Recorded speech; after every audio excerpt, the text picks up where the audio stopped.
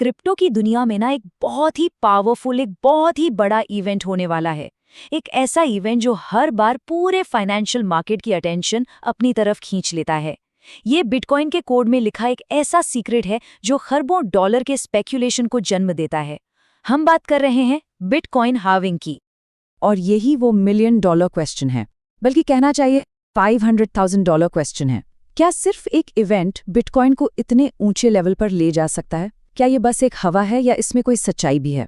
चलिए सीधे फैक्ट्स और डेटा में उतरते हैं और देखते हैं कि सच्चाई क्या है। अच्छा, तो ये जो बड़े बड़े नंबर्स हैं, इन तक पहुंचने से पहले ये समझना जरूरी है कि इसके पीछे की मशीनरी क्या है ना?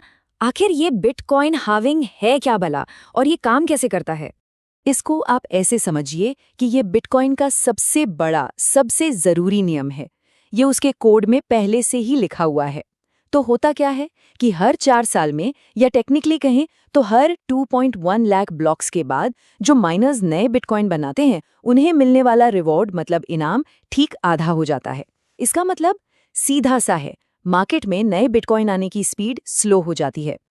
अब जरा इस पैटर्न को देखिए, ये अपने आप में पूरी कहानी बताता है। 2012 में रिवॉर्ड 50 बिटकॉइन से घटकर 25 हो गया। 2016 में ये 12.5 पर आया। 2020 में 6.25 और 2024 में ये सिर्फ 3.125 बिटकॉइन रह गया। मतलब हर 4 साल में नए कॉइन्स की सप्लाई लगातार कम और कम होती जा रही है।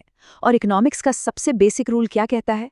जब किसी चीज की सप्लाई कम होती है और वो रेयर हो जाती है तो उसकी वैल्यू बढ़ जाती है।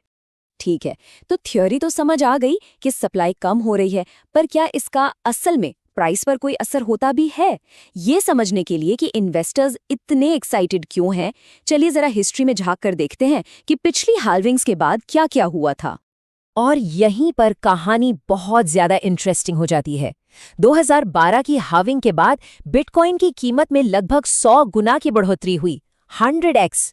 2016 की हाल्विंग के बाद भी करीब 20 गुना की जबरदस्त रैली देखने को मिली।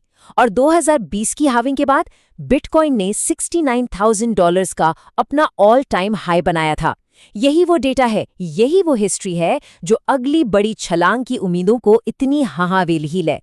पर जैसा कि कहते हैं, हिस्ट्री रिपीट्स इटसेल्फ, या कम से कम उसका पैटर्न तो जरूर रिपीट होता है। और इस बार के पैटर्न में एक नया और बहुत ही पावरफुल एलिमेंट जुड़ गया है। एक ऐसा गेम चेंजर जो पिछले किसी भी साइकिल में नहीं था। ब्लैक रॉक, फिडेलिटी, मतलब दुनिया के सबसे बड़े फाइनेंशियल हैवीवेट्स अब इस गेम में आ चुके हैं। इनके बिटकॉइन ईटीएफ्स के जरिए बिलियंस ऑफ डॉलर्स का इंस्टीट्यूशनल पैसा क्रिप्टो में आ रहा है। ये ऐसी डिमांड क्रिएट कर रहा है जो पहले कभी देखी ही नहीं गई थी। और जरा सोचिए, जब घटती हुई सप्लाई से ये बढ़ती हुई डिमांड टकराएगी तो क्या होगा? तो एक तरफ सप्लाई कम हो रही है, दूसरी तरफ बड़े बड़े इंस्टीट्यूशन से डिमांड आसमान छू रही है। ये तो एकदम परफेक्ट रेसिपी लगती है ना? लेकिन रुकिए, कहानी इतनी सीधी भी नहीं है। हर बड़े मौके के साथ कुछ बड़े रिस्क भी जुड़े होते हैं। तो एक बैलेंस्ड व्यू के लिए ये भी देखना जरूरी है कि वो कौन सी ऐसी रुकावटें हैं जो इस ऐतिहासिक पैटर्न को तोड़ सकती हैं और जिन्हें हमें बिल्कुल भी इग्नोर नहीं करना चाहिए। तो देखिए, कुछ बड़े रिस्क्स हैं जिन पर नजर रखनी बहुत जरूरी है। दुनिया भर की सरकारें अचानक कोई सख्त नियम ला सकती हैं। कोई बड़ा ग्लोबल इकोनॉमिक क्राइसिस आ सकता है जो सारे मार्केट्स को नीचे खींच ले, या फिर मार्केट में मैनिपुलेशन की कोशिशें हो सकती हैं। और इसीलिए एक्सपर्ट्स हमेशा कहते हैं कि लॉन्ग टर्म सोचो और अपना रिस्क मैनेज करके चलो। तो सब कुछ घूम फिरकर उसी एक फंडामेंटल इक्वेशन पर आ जाता है जिसने बिटकॉइन को इतना खास बनाया है। एक तरफ है सप्लाई जो लगातार घट रही है, और दूसरी तरफ है डिमांड जो रिटेल और अब बड़े बड़े इंस्टीट्यूशंस की वजह से बढ़ती ही जा रही है। और यहीं से निकलता है हमारा आखिरी और शायद सबसे बड़ा सवाल।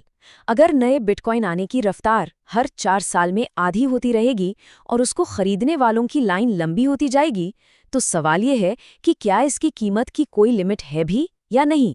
ये एक ऐसा सवाल है जिसका जवाब शायद आने वाले सालों में पूरी फाइनेंशियल दुनिया को बदल कर रख देगा।